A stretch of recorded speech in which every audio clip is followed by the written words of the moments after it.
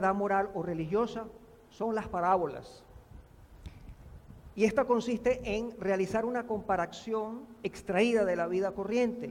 La parábola tiene grandes ventajas, ya que cuando se presenta una verdad de esta forma, va a quedar mejor grabada en nuestra memoria que una mera exposición didáctica.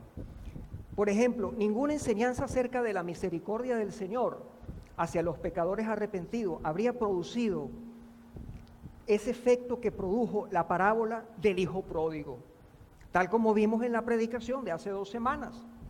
Recordemos también en el Antiguo Testamento el profeta Natán, el cual utilizó también una parábola para iluminar la conciencia de David por su grave pecado con Betsabé. Definitivamente Jesús fue el insuperado e insuperable maestro en el uso de las parábolas. Nadie las ha usado como él. Sus parábolas destacan por su sencillez y la belleza del relato mismo, pero también por la profundidad de su significado. Hemos venido desarrollando una serie sobre las parábolas de Jesús, algunas de ellas. Nosotros vimos la parábola del hijo pródigo, como ya acabo de decir, enseñándonos cómo Dios nos salva. También vimos la parábola del fariseo y publicano y aprendimos cómo Dios nos justifica no por las obras de la carne, sino por medio de la fe en Jesús. Aprendimos también sobre la necesidad de orar siempre, diligentemente, en la parábola de la viuda y el juez injusto. Aprendimos también sobre la diligencia que nosotros debemos tener para la gloria de Dios cuando usamos los dones y talentos que Él nos ha dado, en la parábola de los talentos. Y aprendimos también sobre el importantísimo tema del perdón, en la parábola del siervo malvado. Y en el día de hoy nosotros vamos a centrar nuestra atención en otra parábola que tiene un mensaje sumamente profundo y radical para nosotros, y es la parábola del buen samaritano. Algo que nosotros no podemos negar es la influencia de Jesús en la historia. Ha sido realmente sin precedentes. Jesús ha impactado la historia. Muchas de las enseñanzas de Jesús han trascendido en la historia y permanecen aún en medio del mundo incrédulo. Y una de sus enseñanzas es la historia del buen samaritano. Esa expresión buen samaritano sirve para expresar un tipo de amor especial, un amor que rescata a desconocidos y a extraños, que se arriesga por otros, muy especialmente eso, que se arriesga por otros. Fíjense que muchas organizaciones humanitarias en el día de hoy, organizaciones de caridad, muchos hospitales, han tomado su nombre prestado de esta parábola. Personas que se han arriesgado por otras personas y las han ayudado. Muchas veces luego que hacen esa obra heroica, les dicen, mira, ahí hay un buen samaritano. Mira, ese es un buen samaritano. Vamos hoy a estudiar esta parábola y vamos a ubicarnos en el pasaje completo donde ella se encuentra, ya que en su verdadero contexto ella tiene una profundidad que nos va a llevar a amar, pero también nos va a mover a darnos cuenta de que estamos en un serio problema. Amar nos va a meter en peligros, amar como Dios quiere que amemos, pero el no amar nos va a meter en una situación mucho más peligrosa. Vamos al texto que se encuentra en el capítulo 10 de Lucas. Acompáñenme en la lectura. Leeremos del versículo 25 al 37. Lucas capítulo 10. Versículos 25 al 37. Dice así la palabra del Señor. Y aquí un intérprete de la ley se levantó y dijo para probarle, Maestro, ¿haciendo qué cosa heredaré la vida eterna? Él le dijo, ¿qué está escrito en la ley? ¿Cómo lees? Aquel respondiendo dijo, amarás al Señor tu Dios con todo tu corazón y con toda tu alma y con todas tus fuerzas y con toda tu mente y a tu prójimo como a ti mismo. Y él le dijo, bien has respondido, haz esto y vivirás. Pero él, queriendo justificarse a sí mismo, dijo a Jesús, ¿Y quién es mi prójimo? Respondiendo Jesús dijo, un hombre descendía de Jerusalén a Jericó y cayó en manos de ladrones, los cuales le despojaron e hiriéndole se fueron dejándole medio muerto. Aconteció que descendió un sacerdote por aquel camino y viéndole pasó de largo. Asimismo un levita, llegando cerca de aquel lugar y viéndole pasó de largo. Pero un samaritano que iba de camino vino cerca de él y viéndole fue movido a misericordia y acercándose vendó sus heridas, echándoles aceite y vino. Y poniéndole en su cabalgadura, lo llevó al mesón y cuidó de él. Otro día, al partir, sacó 2 denarios y los dio al mesonero y le dijo, cuídamele y todo lo que gastes de más yo te lo pagaré cuando regrese. Versículo 36. ¿Quién pues de estos 3 te parece que fue el prójimo del que cayó en manos de los ladrones? Y él dijo, el que usó de misericordia con él. Entonces Jesús le dijo, ve y haz tú lo mismo. Fin de la lectura. Mis hermanos, una de las principales ideas de esta parábola es enseñarnos a cómo amar al prójimo como a nosotros mismos y cómo darnos sacrificialmente por otros. Pero hay algo detrás de esta parábola que parece que ha pasado desapercibido para muchos de nosotros. Por lo que muchas veces la idea central de esta parábola ha sido ignorada, así como de otras parábolas. Y es por eso que yo me propongo demostrar en la mañana de hoy qué es lo que está realmente escondido detrás de esta parábola. Hay una aclaratoria que yo quiero hacerles a ustedes sobre el amar al prójimo, que es un pasaje central en esta parábola. Hoy en día se tiene una falsa idea de lo que es amar al prójimo. Y con el auge de lo que es la psicología cristiana, esa nefasta influencia que ha tenido estas pseudociencias dentro de lo que es el verdadero cristianismo, se dice de esta idea de que yo no puedo amar al prójimo si primero no me amo a mí mismo. Es una idea completamente aberrada y falsa. Vamos a ver entonces qué es lo que es amar al prójimo. Ahora nos hacemos una pregunta, ¿por qué Jesús presenta esta parábola a esta persona en particular? ¿Quién era él? El intérprete de la ley. ¿Y por qué lo hace en ese momento particular? ¿Y qué significa eso para nosotros? Para que nosotros podamos entender esta parábola, nosotros debemos tener bien clara la escena que se está presentando. ¿Qué estaba pasando en ese momento? ¿Por qué Jesús tuvo que decir eso? Cuando comenzamos a leer el pasaje, nosotros vemos que Jesús estaba enseñando. Y dice así, el versículo 25. Y aquí un intérprete de la ley se levantó y dijo para probarle, Maestro, ¿haciendo qué cosa heredaré la vida eterna? Ahí entonces comienza la conversación. El maestro de la ley era el escriba y que también en esa época era el abogado. Recordemos que Israel era gobernada por medio de la ley de Dios. Y estos señores eran los intérpretes de la ley. Cuando decimos ley, nosotros nos referimos fundamentalmente a lo que en ese momento ellos tenían, la Torá, pero fundamentalmente el Pentateuco, los primeros 5 libros de la Biblia. Ellos eran individuos sumamente respetados por la sociedad, al igual que los fariseos. Ellos eran sumamente religiosos. Ellos eran la casta religiosa de aquel momento y eran la autoridad legal del país. Los juicios los llevaban ellos. En el momento en que Jesús es abordado por este hombre, él estaba enseñando a un grupo grande, lo podemos ver en los versículos anteriores. Allí seguramente estarían sus 12 apóstoles, habían 70 discípulos también que son mencionados en el pasaje anterior, que eran los que habían sido enviados a predicar, entre otras personas.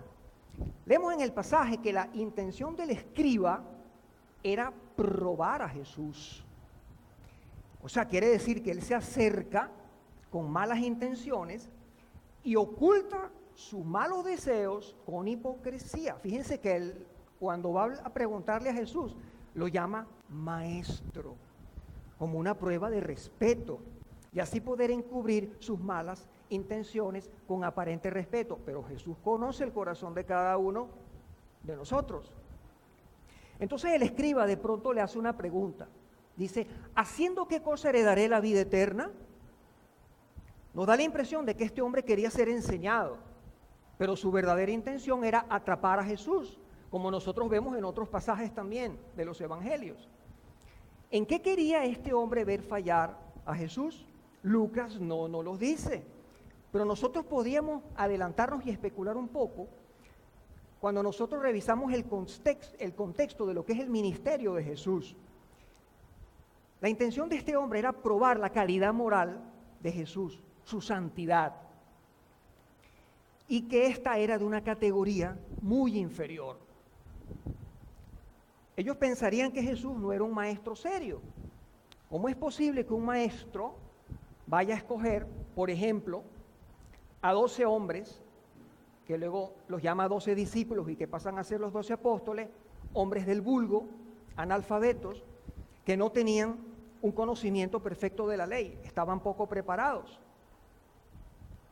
Acuérdense que Jesús no hace acepción de personas. Él escoge siempre a lo más despreciable del mundo. ¿Por qué? Porque Él vino a buscar a todo tipo de pecadores. He allí el ministerio contracultural de Jesús. Por eso pensaron que Jesús fue ligero en su estándar moral y siempre estaban detrás de Él para tenderle una trampa. Es posible que este hombre esperaba de Jesús una respuesta fácil, que llenara su estándar religioso.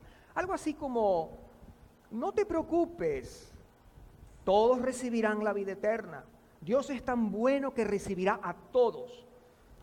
Pero Jesús, en vez de contestarle, y como es muy típico de los judíos, le responde haciéndole una pregunta. Versículo 26, Él le dijo, ¿qué está escrito en la ley? ¿Cómo lees? ¿Cómo lees? Con esta pregunta, ya Jesús le está dejando claro al escriba cuál es su estándar, la ley. Yo rijo mis enseñanzas según la ley. Ahora bien, cuando Jesús le pregunta, ¿cómo lees? ¿Cómo lees? Lo que realmente le está preguntando es, ¿cómo interpretas la ley? Como buen judío que sabía que no había otra forma de estar bien con Dios, sino bajo los criterios y las condiciones de la ley. Así pensaban ellos. El escriba le responde a Jesús, no recitándole toda la ley, eso sería muy largo, sino él lo hace con dos pasajes del Pentateuco que resumen dos grandes categorías. Y en otras partes de los evangelios nosotros vamos a conseguir otros expertos de la ley y al mismo Jesús hacer el mismo resumen, como lo podemos ver en Mateo capítulo 22, versículo 37. Esos dos pasajes son de Deuteronomio 6:5, que dice, y amarás a Jehová tu Dios de todo tu corazón y de toda tu alma y con todas tus fuerzas. Y el otro pasaje es Levítico 19:18, donde leemos, no te vengarás ni guardarás rencor a los hijos de tu pueblo, sino amarás a tu prójimo como a ti mismo, yo Jehová. Es la cita del pasaje en el Antiguo Testamento. Jesús entonces le responde, versículo 28, bien has respondido, haz esto y vivirás. Con esta respuesta del escriba y el visto bueno de Jesús, nosotros quedamos como en dudas, ¿verdad? ¿Por qué? Todos los que estamos aquí sabemos que Dios nos otorga salvación por pura gracia y no por obras. Bueno, ¿y por qué Jesús le está diciendo al escriba que guarde los mandamientos para poder tener vida eterna? ¿Acaso eso no es legalismo? ¿Salvación por obras? Entonces, ¿cómo vamos a interpretar estas palabras de Jesús? Nosotros, mis hermanos, debemos interpretar estas palabras como una santa ironía de nuestro Señor, una santa ironía. En pocas palabras, una forma de atrapar al escriba en su hipocresía, en su justificación, o mejor dicho, en su autojustificación. Los judíos, ustedes saben que por ser el pueblo de Dios, por ser el pueblo que ha recibido las Escrituras, por tener todas esas ceremonias que ellos tenían, las fiestas, ellos tenían un entendimiento muy superficial de que ellos eran parte de la vida eterna, que ellos tenían vida eterna por todas esas cosas externas, esas obras que ellos hacían. Y era común, a pesar de todo el entendimiento que ellos tenían, que los judíos le preguntaran a Jesús en varias ocasiones, ¿qué harían ellos para heredar la vida eterna? Recuérdense el caso del joven rico, aquel joven que le preguntó a Jesús lo mismo. Y Jesús siempre les respondía, bueno, ustedes saben, ustedes obedecen la ley, hacen todos los rituales y listo.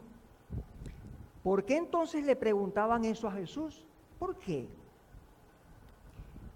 Ellos sabían en su conciencia, es increíble lo que hace la conciencia que Dios ha puesto en nosotros, ese juez imparcial que todos tenemos. Ellos sabían en su conciencia que a pesar de todos esos rituales y conocimiento, había algo que no los dejaba tranquilos. Ellos tenían realmente dudas si heredarían la vida eterna o no. En el contexto de la parábola, nosotros vemos una conversación que Jesús tiene con un individuo judío. Era judío este hombre y que de paso no era cristiano. Un hombre que no ha creído en Jesús y que además de eso piensa que la salvación viene por obras. Entonces Jesús viene y trata de confrontarlo con su pecado. Y eso lo vamos a ver a lo largo de la parábola. Ese es el verdadero estado del pecador y cómo nosotros lo vamos a llevar a Cristo. La gente generalmente se cree muy justa, muy buena. Cuando nosotros le preguntamos, ¿tú te crees una buena persona? ¿Cómo está tu relación con Dios? Si mueres, ¿tú crees que vas a ir al cielo? Y siempre la gente dice, bueno, yo creo que sí. Yo he hecho esto, he hecho aquello, soy un buen esposo, soy un buen padre, soy un buen hijo, etc. Y nosotros venimos y confrontamos a esas personas con la ley. ¿Para qué? Para descubrir el pecado. Y luego viene la gracia. Primero siempre la ley y luego viene la gracia. Ahora bien, lo que esos judíos ignoraban y la mayoría de las personas hoy es que por un lado es cierto que si yo cumplo esos mandamientos, yo heredo la vida eterna. Sí es cierto, claro, yo obedezco la ley y yo me voy al cielo. Ojo, pero el detalle está en la intensidad de ese mandato. Lo que Dios exige para que tú y yo vayamos al cielo es que cumplamos absolutamente toda la ley durante toda nuestra vida y sin cometer un solo error. No podemos tener en ningún momento de nuestra vida una falta de amor, un sentimiento de rabia, de ira, mentiras, malos pensamientos. Nuestra relación vertical, que es con Dios, y nuestra relación horizontal, que es con el prójimo, deben estar en total perfección. Ahora yo les pregunto a ustedes, ¿alguno ha vivido así o creen que se puede vivir así durante toda la vida? Bueno, por supuesto que estoy seguro que no, pero el escriba y toda esa casta religiosa pensaban que lo hacían. Y es allí donde Jesús va a utilizar para ilustrar esta parábola y va a transmitir esa enseñanza. ¿Cuál es el verdadero estándar de Dios? Para hacerle ver a este hombre su verdadero estado espiritual. Jesús lo va a confrontar con nuestra imperfección, la carne pecadora, esa imperfección en nuestro caminar con Dios. Ninguno de nosotros ama de esa manera, ni a Dios ni al prójimo. Esto es imposible para la carne humana. Esto es algo sobrenatural, es algo divino. Muchos creen en el día de hoy que si hacen algo por Dios, que si van a la misa, que si bautizan a sus niños, que si hacen la primera comunión, que si pagan penitencia, que si vienen a la iglesia evangélica todos los fines de semana, que si leen su Biblia, hacen su devocional, etcétera, etcétera, creen que con eso van a agradar a Dios y Él los va a excusar y les va a permitir entrar en el cielo. Estos mandatos que están en la ley de Dios, Dios no los puso allí para que los cumpliéramos a la perfección. ¿Por qué entonces Él los puso? Él ya sabía que nosotros no podíamos cumplir eso. Él lo hizo para que nos diéramos cuenta de nuestra incapacidad de cumplirlos. Para que nos diéramos cuenta de nuestra bancarrota espiritual Y para que de esa manera nosotros cayéramos de rodillas delante de Él y le dijéramos: Señor, yo no puedo llenar tu estándar. Yo quedo corto, Señor. Perdóname a través de la cruz de Cristo y permíteme ser tu hijo. A pesar de que yo no puedo hacer lo que tú quieres que haga o que viva de la manera como tú quieres que viva. La ley, dice Romanos 3:20, revela nuestro pecado. Y dice Gálatas 3:24 que la ley ha sido nuestro ayo para llevarnos a Cristo.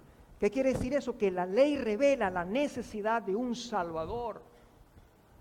En este pasaje que estamos leyendo ahora, el versículo 28, vemos como una especie de pausa. Fíjense, bien has respondido, haz esto y vivirás. Parece como que ahí termina todo. Este hombre ha debido de decirle a Jesús: yo no puedo vivir así, Jesús. Es imposible amar a Dios de esa manera. Y mucho menos amar al prójimo como a mí mismo. Es un estándar muy alto para mí, Jesús. Pero sabemos que Él no respondió así. ¿Cómo respondió?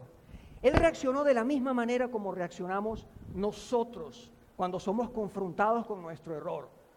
Versículo 29. Pero Él, queriendo justificarse a sí mismo, dijo a Jesús: ¿y quién es mi prójimo? Él no está discutiendo aquí su amor a Dios. Él lo da por sentado. Él se siente bien allí.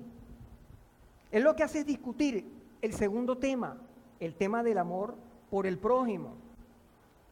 Y le pide a Jesús que le defina quién es su prójimo. En su mente limitada, a causa de su pecado, él sabe muy bien que no ha tratado bien a ciertas personas. Y como él quiere justificarse a sí mismo, él espera que Jesús le defina prójimo. ¿Qué es prójimo? Para luego dejar a toda esa gente fuera de su círculo de amor. O sea, hacer acepción de personas. A este amo, a este odio. A este amo, a este odio. Entonces Jesús no quiso darle una definición de prójimo, no lo hizo. Sino que más bien le ilustró, de ahí la parábola, lo que significaba ser un prójimo. Nosotros en el Antiguo Testamento encontramos algunas palabras que señalan lo que es un prójimo. Esto es muy importante. Palabras como rea, amit, karob, significan amigo, compañero, vecino, alguien cercano. Cuando llegamos al Nuevo Testamento, es el mismo Jesús quien amplía el concepto de prójimo y va a utilizar esta misma parábola que estamos estudiando para hacerlo. Definitivamente Jesús es el maestro de maestros.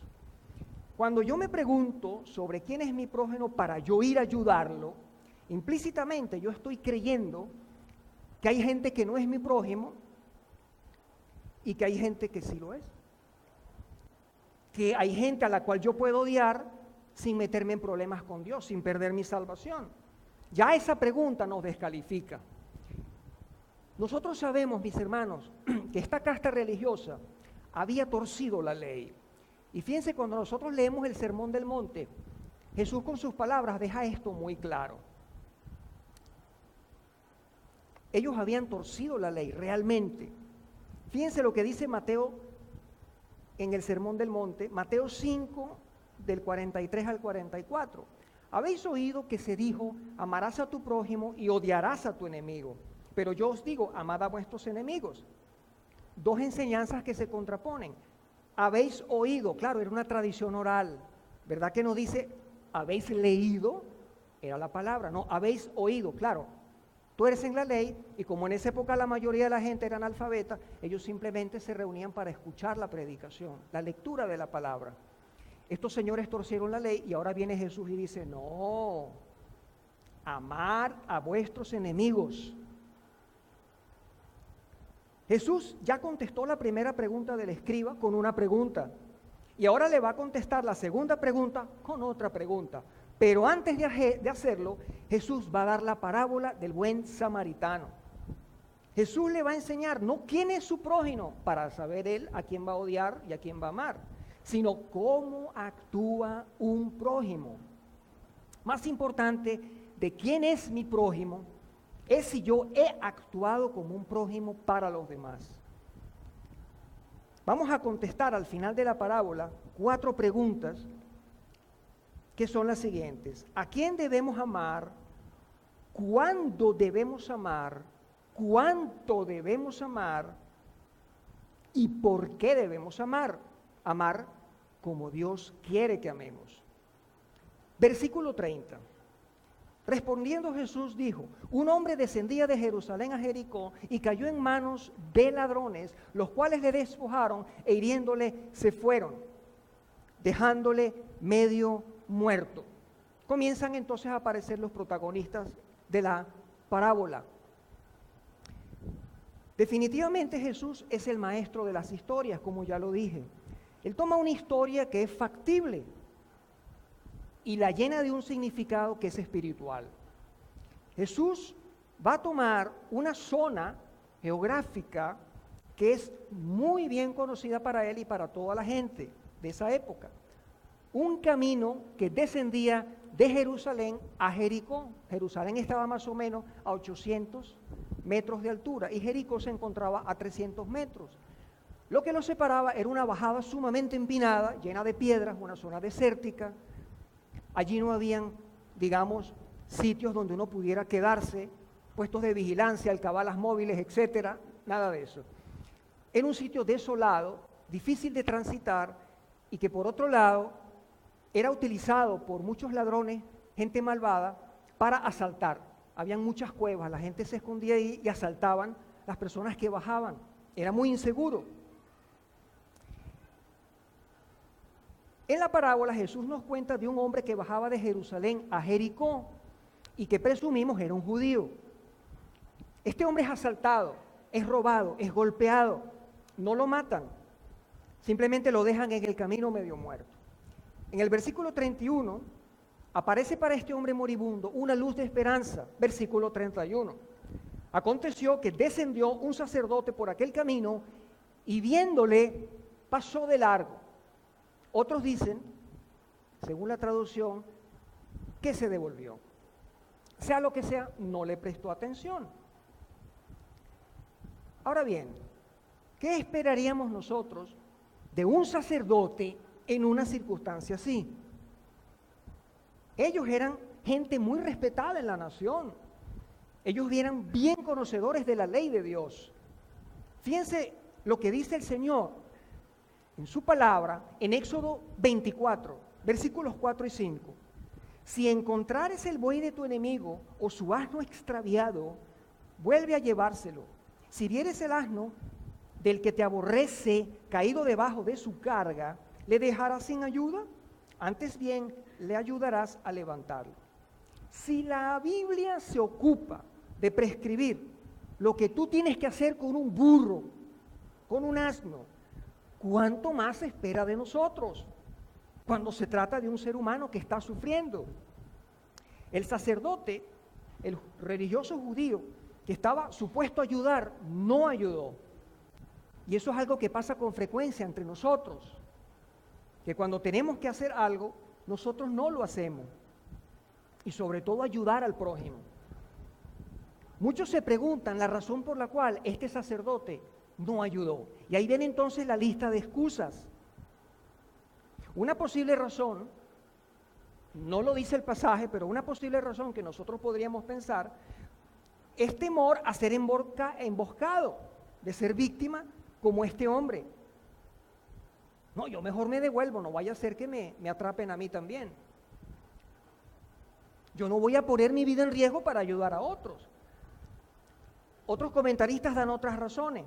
Pero yo te pregunto, si tú estuvieras en el lugar de ese hombre, ¿te gustaría que te ayuden?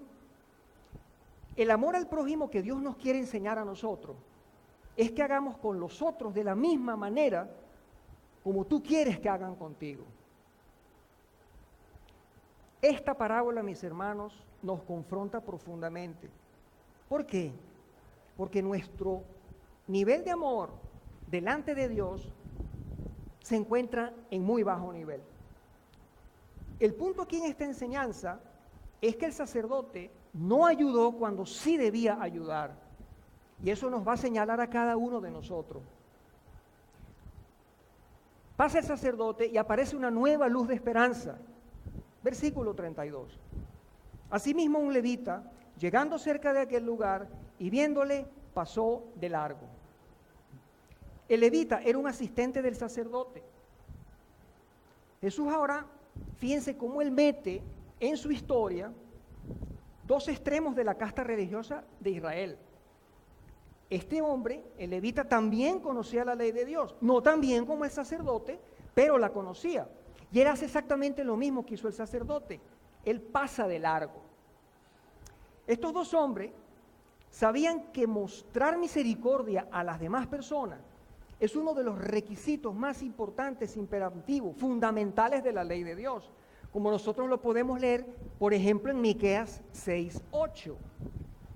Si se les requería a los israelitas, fíjense ustedes, que tuvieran misericordia aún por los extranjeros y enemigos, como nosotros podemos leer en pasajes como Levítico 19:34 y Éxodo 23:4 y 5, entonces ciertamente también con sus propios hermanos israelitas.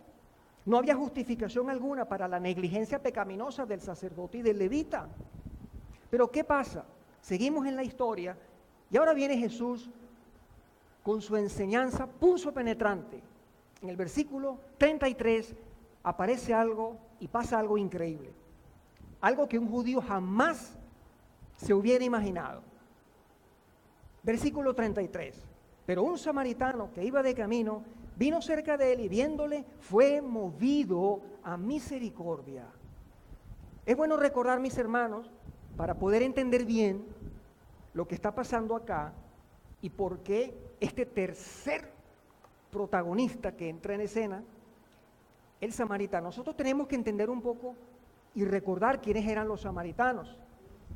El pueblo samaritano surgió luego que el reino del norte, es decir, las 10 tribus de Israel, que quedó después de la gran división a partir de Roboam, cuando este reino del norte fue conquistado por Asiria como juicio de Dios, muchos de ellos, sobre todo la élite intelectual, fueron llevados cautivos, pero quedaron una gran cantidad de judíos en ese lugar. El rey de Asiria posteriormente envió gente a vivir en esa región. Pero ¿qué gente fue la que llevó allí? Gente que no era judía. Trajeron su religión pagana. Y con el tiempo los samaritanos adoptaron una religión que era una mezcla entre el judaísmo y la idolatría. Fíjense después, en tiempos de Nehemías, una vez que los exiliados de Judá, el reino del sur, acuérdense, 100 años después Nabucodonosor vino y se los llevó cautivos a Babilonia, y 70 años después de cautiverio, ellos regresan. Y en tiempos de Nehemías, cuando se están reedificando los muros de la gran ciudad, ¿verdad?, los samaritanos ofrecieron ayuda, pero el texto dice que Nehemías los desechó, ¿verdad? Ellos construyeron, los samaritanos, su propio templo, escribieron su propia Torá, ellos pervirtieron la raza judía, ellos dañaron 3 cosas que significaban mucho para un judío: la raza, la ley y el templo. Sigamos analizando un poco más al pueblo samaritano. En Lucas 9:54, acuérdense ese momento cuando Jesús está predicando y quiere entrar en Samaria y no lo dejan entrar en Samaria. Y aparecen sus discípulos fuertes, valientes, y le dicen a Jesús, viendo esto sus discípulos, Jacobo y Juan, dijeron: Señor, ¿quieres que mandemos que descienda fuego del cielo como hizo Elías y los consuma? Así era el odio que se tenía. Y el odio era mutuo. También vemos un pasaje en Juan 4, el famoso pasaje de la mujer samaritana. Y una vez más vemos las señales de ese rechazo étnico que había. Y Jesús manifestando su gracia y poder. Dice el versículo 4, la mujer samaritana le dijo: ¿cómo tú, siendo judío, me pides a mí de beber, que soy mujer samaritana? Y además mujer, porque judíos y samaritanos no se tratan entre sí. Los samaritanos y los judíos eran enemigos a muerte. Ahora sí vamos entendiendo, ¿verdad, mis hermanos? ¿Por qué Jesús introduce este personaje en esta parábola? ¿Para qué? Para hacer un contraste y dar en el blanco con su enseñanza. Jesús siempre, con su manera de enseñar, contracultural. Siempre la enseñanza de Jesús es contracultural. La parábola enseña un acto de amor hacia un enemigo. Él quiere ir hasta allí, lo máximo. Él quiere tocar esa parte nuestra que no queremos ceder. Una persona a la cual tú detestas desde el mismo nacimiento. Una persona a la cual tú odias, que te ha hecho mucho daño. Piensa en quien tú quieras. ¿Cómo piensas? ¿Cómo sientes cuando ves a esa persona? Piénsalo, mi hermano. Yo sé que te han hecho mucho daño. A mí me han hecho. Yo estoy allí. Y nuestra capacidad de perdón, ¿dónde se encuentra? Oigan, hermano, un momento. No estoy hablando solo de perdón. Voy un poco más allá. Es la capacidad que Dios quiere que tú tengas, no solamente de perdonar al que te hizo daño, sino también de ayudarlo, aún arriesgando tu propia vida. Eso es muy fácil, mis hermanos, amar a tu esposa, amar a tus hijos, a tus padres, y sobre todo, aquella persona de la cual tú esperas algo a cambio. Somos muy interesados, ¿saben? Jesús nos está enseñando el tipo de amor que Él requiere de nosotros por el prójimo. ¿Cuál es el estándar? Un tipo de amor igual al que tú tienes por ti mismo. Ningún ser humano se aborrece a sí mismo. Eso es mentira lo que dice la psicología cristiana. La autoestima, o yo tengo baja autoestima. Todo eso es falso, mis hermanos. El problema es que algunos, no es que no se aman, sino es que se aman demasiado. Escuché una vez una enseñanza, o mejor dicho, un predicador decir que la baja autoestima es una alta autoestima disfrazada. Incluso las personas que se suicidan porque no soportan la aflicción y no piensan en los demás. Entonces esa es la enseñanza de Jesús. Él está llegando a la médula. Generalmente vemos a las personas cuando están en necesidades o atravesando problemas, pasando por un tremendo trabajo, y las miramos con cierta indiferencia, ¿verdad? Y entonces decimos en nuestro interior, Él se lo merece. Él está pagando por sus pecados. Vamos a dejarlo quieto para que la ira de Dios lo discipline, ¿no? ¿Sí o no? Por sus malas decisiones, sus criterios de vida mal vividos. Buscamos miles de excusas para no hacer nada. El acto de concederle atención, de preocuparse por el otro, es algo que está en el mismo corazón de Dios. ¿Cuántas veces nosotros hemos ignorado la necesidad de otro y decimos, ay, es que no es el momento, todavía no, o no estamos cómodos, o no nos sentimos bien, vamos a esperar que pase la crisis, ¿verdad? Entonces luego vemos a ver si nos sobra algo. Estamos viéndonos a nosotros mismos siempre, la ley del embudo, en vez de mirar al otro. El ministerio de la compasión, mis hermanos, es básico en el ministerio de Jesús. Y esta palabra es clave, mis hermanos, compasión, el darse por los demás con un amor sacrificial. Veamos 4 pasajes, por ejemplo, 3 en el Nuevo Testamento y 1 en el Antiguo. Mateo 9:36 dice, y al ver las multitudes, tuvo compasión de ellas porque estaban desamparados y dispersas como ovejas que no tienen pastor. Mateo 14:14, y saliendo Jesús vio una gran multitud y tuvo compasión de ellos y sanó a los que de ellos estaban enfermos. Mateo 20:34, entonces Jesús, compadecido, les tocó los ojos y enseguida recibieron la vista y le siguieron. Éxodo 34:6, y pasando Jehová por delante de él proclamó, Jehová, Jehová, fuerte, misericordioso y piadoso, tardo para la ira, grande en misericordia y verdad. Piensa por un momento en la gracia de Dios que tuvo con cada uno de ustedes. ¿Qué merecemos nosotros? La condenación eterna. ¿Qué fue lo que movió a Jesús de su estado de gloria a la tierra? Según Juan 3:16, amor. Pero hay un componente de compasión allí. Y nosotros estábamos medio muertos como ese hombre de la parábola. Estábamos completamente muertos en nuestros delitos y pecados. Y Jesús no solo cruzó una calle para ayudarnos, Él cruzó la eternidad y el cielo.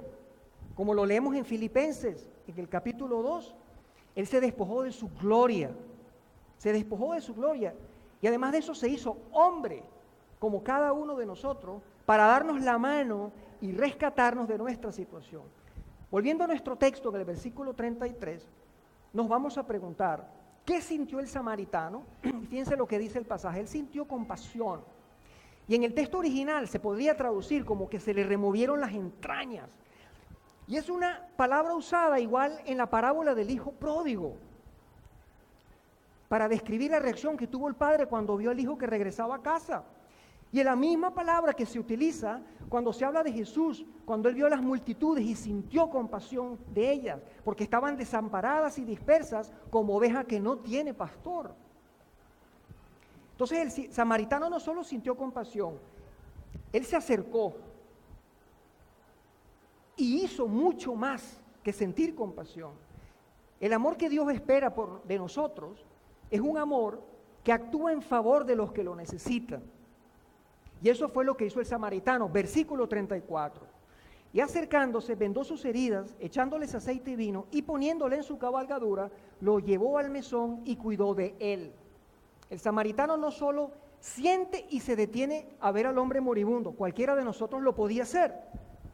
Él además toma de sus valiosas provisiones, que eran valiosas las que están en el texto, y toma de sus recursos y los utiliza para hacerle primeros auxilios al hombre que está tendido en el suelo. Eran sus provisiones de viaje. Algo muy sencillo, aceite, vino. Él no escatima en invertirlas por misericordia. Él va a dejar de un lado su itinerario. A lo mejor tenía planes, tenía que llegar a la hora de una cita, no lo dice el texto. Hasta cede su medio de transporte para llevar al herido, su cabalgadura. A lo mejor sí, lo más seguro, le tocó caminar el resto del camino, ya sabemos que es un camino fuerte. Él se incomoda, seguramente se cansa, suda, y seguramente, oye, a lo mejor me asaltan a mí también, debo tener cuidado. Y lleva al herido al mesón, un lugar seguro. ¿Qué era el mesón? ¿Qué era el mesón? Vemos un texto en Lucas 2 que habla también del mesón, cuando se refiere al Señor Jesucristo y a sus padres. Mejor dicho, a sus padres antes de que el Señor naciera. Y no hubo lugar para ellos en el mesón. ¿Qué era el mesón? Bueno, era un albergue oriental muy diferente al hotel que manejamos aquí en el occidente, ¿verdad? La hospitalidad en aquellos tiempos era considerada como un deber. Y los viajeros eran recibidos de buena voluntad en esos lugares llamados mesones. Y muchas veces en esos sitios estaba un mesonero u hotelero que vendía víveres. Era algo raro en esos tiempos, pero en esta historia había ese hombre. Esa persona estaba allí en el mesón. Una persona que se encargaba de administrarlo y vender víveres. El samaritano se quedó en el mesón con el hombre herido toda la noche y lo cuidó. Seguramente lo lavó, lo limpió, lo aseó. Y se encargó de él sabiendo que era su enemigo. Y ese es, una vez más, mis hermanos, el amor que Dios requiere de nosotros por el prójimo. Pero nosotros no amamos así. No amamos así. Este personaje del buen samaritano es un personaje ficticio que Jesús enseña, lo utiliza para enseñarnos la manera cómo debemos amar para ganarnos al cielo. Pero sabemos que ninguno de nosotros puede. Pero lo ideal es que nos acerquemos a ese estándar lo más que podamos. Por eso es que nosotros debemos recurrir al perdón de Dios. A estas alturas el escriba que está escuchando esta parábola ya debería estar de rodillas, desesperado, pero sabemos que no fue así. Y la historia no se queda allí. Dice el versículo 35 que al día siguiente, antes de partir, el samaritano, él sacó 2 denarios y los dio al mesonero, al hotelero, y le dijo, cuídamele, y todo lo que gastes de más, yo te lo pagaré cuando regrese. Ese pago de 2 denarios era el equivalente a 2 meses de hospedaje en el mesón. Es como que si él estuviera dando un cheque en blanco al mesonero y se está arriesgando a ser estafado. Bueno, una vez más, mis hermanos, ese es el estándar de amor que Dios requiere de nosotros. Jesús mete en su parábola a los 2 primeros hombres, los cuales eran religiosos. Entonces nosotros podemos darnos cuenta que los motivos religiosos no son suficientes para impulsarnos a amar. Ellos conocían muy bien los mandamientos. Amar solo porque Dios lo manda, eso nos hace a nosotros fríos y calculadores. Y no nos llevaría a involucrarnos emocionalmente con el que está dolido. No nos haría, por ejemplo, dadores alegres. Solamente nos convierte en dadores mecánicos. Lo hago porque Dios quiere. Hoy espero recibir recompensa. La compasión, no la religión, es el motor del amor al prójimo. Hasta aquí la parábola. Ahora sí podemos responder las 4 preguntas que nos hicimos al inicio de la parábola. Y lo vamos a hacer de una manera muy resumida. ¿A quién debemos amar? A cualquiera que esté en necesidad, aún al que no te guste o que no te caiga bien, aún hasta nuestros peores enemigos. Segunda pregunta, ¿cuándo debemos amar? Cuando tengamos oportunidad, cuando tengamos tiempo, cuando tengamos dinero. No, en todo momento. Tercera pregunta, ¿cuánto debemos amar? Mucho, mucho. Dios espera que nuestra caridad sea grande, amplia. Mira al samaritano, cómo se arriesgó, cómo se sacrificó y dio de su tiempo, de sus bienes, para ayudar al hombre herido. Y la cuarta pregunta, ¿por qué debemos amar? Por compasión. ¿Por qué? Porque Dios la tuvo contigo. Vamos ahora a regresar a la escena. Termina la parábola. Sigue la conversación. El experto en la ley le hizo una pregunta a Jesús antes de la parábola. ¿Y quién es mi prójimo? Jesús no le definió prójimo, sino que le da la parábola. Y ahora le lanza una pregunta al escriba. Versículo 36. ¿Quién pues de estos 3 te parece que fue el prójimo del que cayó en manos de los ladrones? Fíjense cómo el escriba responde. Él lo hace con mucho cuidado. Él era muy cuidadoso con su manera de hablar y muy hipócrita. Fíjense que él responde y tiene cuidado de no mencionar la palabra samaritano. Y dice en el versículo 37, el que usó de misericordia con él. Pero ahí está Jesús siempre, con su flecha preparada, directa al corazón. Y le dice, ve y haz tú lo mismo. ¿Cómo se habrá quedado ese hombre? Ve y haz tú lo mismo. Jesús aquí le está dando un giro revolucionario a la actitud nuestra con el prójimo. La pregunta no es quién es mi prójimo, sino a quién debo yo demostrar ser el prójimo. La pregunta no es quién es cercano a mí, sino es a quién yo me voy a acercar. Nosotros, lo que Jesús quiere es que nosotros tomemos un rol activo en acercarnos y aliviar al necesitado. El estándar no es que no le hagas daño a nadie, sino que es a cuánta gente tú sanas. Ser indiferente con el prójimo, ¿qué va a pasar, mis hermanos? Nos va a meter en la misma categoría de aquellos que golpearon a aquel hombre. Nos volvemos culpables también. Nosotros no sabemos, porque el texto no lo dice, cómo reaccionó el escriba. Pero es posible que haya sido de la misma manera como reaccionamos cada uno de nosotros. Uno se pregunta, ¿en realidad nosotros tenemos que vivir así, como Jesús nos está enseñando? Bueno, Él espera que ese sea nuestro estilo de vida, Él lo espera.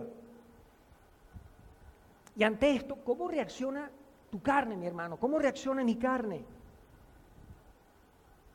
Yo no puedo vivir así, no puedo, me cuesta. Es más, algo peor, no queremos vivir así. Entonces es imposible vivir así. Nosotros estamos muertos como ese hombre. Estamos muertos como ese hombre moribundo de la parábola. Es así como las Escrituras nos describen. Estamos como en el último suspiro. Es cierto, mi hermano, que ni tú ni yo estamos en ese camino de muerte tan peligroso que había de Jericó a Jerusalén. Pero todo aquel que no está en Jesús está en el camino de la tierra al infierno, en el camino de condenación. Y no hay ninguna forma por la cual nosotros podamos salir de ese camino por nosotros mismos. Si este hombre moribundo hubiera sido dejado allí, hubiera muerto seguramente. Es evidente que nosotros no podemos ser el samaritano que deberíamos ser. Entonces, ¿cuál es nuestra esperanza si estamos muertos a los ojos de Dios? Que aparezca un buen samaritano en nuestras vidas. El Dios eterno y supremo, el Dios soberano, justo, trascendente, inmanente, perfecto, el que todo lo sabe, el que todo lo ve, nos vio tirado en ese camino de condenación. Y Él se movió a compasión. A Él se le removieron las entrañas para poner su vida en riesgo y para entregarla a nuestro favor, en nuestro beneficio. Él nos cargó, Él llevó nuestros pecados, Él llevó nuestras enfermedades y por su herida fuimos nosotros sanados. Él pagó un alto precio por nuestra paz con Dios. Él pagó el precio que tú y yo no, para que tú y yo no siguiéramos esclavos del pecado, esclavos de Satanás, en el camino de la muerte, camino al infierno. Mis hermanos, el pasaje tiene un mensaje fundamental. Jesús es nuestro buen samaritano, porque además de haber hecho todo eso por nosotros, hizo mucho más. Hizo cosas extraordinarias. Él nos hizo parte de su familia, nos hizo coherederos con Él, nos da todos sus derechos, nos dio además el Espíritu Santo como garantía de que cuando Él regrese, Él que tome su reino y lo va a dividir de aquellos que lo rechazaron. Tenemos esa garantía. El Evangelio es el verdadero combustible para la compasión. A través de todas las Escrituras se nos manda a amar. ¿Por qué? Porque nosotros fuimos amados primeramente por Dios. Se nos manda a perdonar porque fuimos nosotros primeramente perdonados por Dios. También se nos mandó a ser radicalmente generosos porque Dios siempre ha sido generoso con nosotros. Y aún hay más, somos mandados a tomar una cruz porque Él tomó una cruz y murió por nosotros. Fíjense que el apóstol Santiago en su epístola nos advierte que si nosotros no amamos a nuestros hermanos, de modo que proveamos para ellos, nuestra fe en Dios y la obra de Jesucristo no está funcionando bien.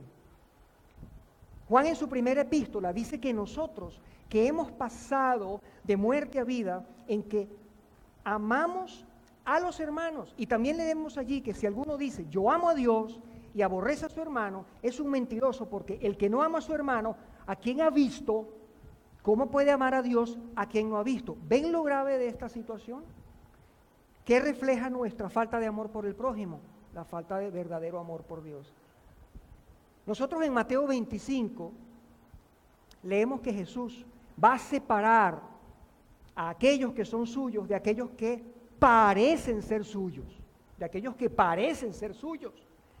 Y ese criterio de división que Jesús va a utilizar va a ser una vida de piedad, de generosidad y de cuidado hacia el prójimo. Así de serio es amar al prójimo. Nosotros no amamos al Señor como Él se merece, ¿verdad? Y siempre decimos eso: Señor, yo no te amo como tú te mereces. Perdóname, Señor. ¿Verdad que todos decimos eso? Pero ¿cuántas veces decimos yo no amo al prójimo como a mí mismo? Nosotros debemos meter ambos lamentos en nuestro corazón, pero no quedémonos en solamente el lamento.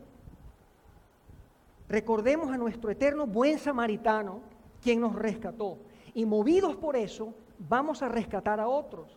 Ya que hay algo sumamente importante que quiero decirles.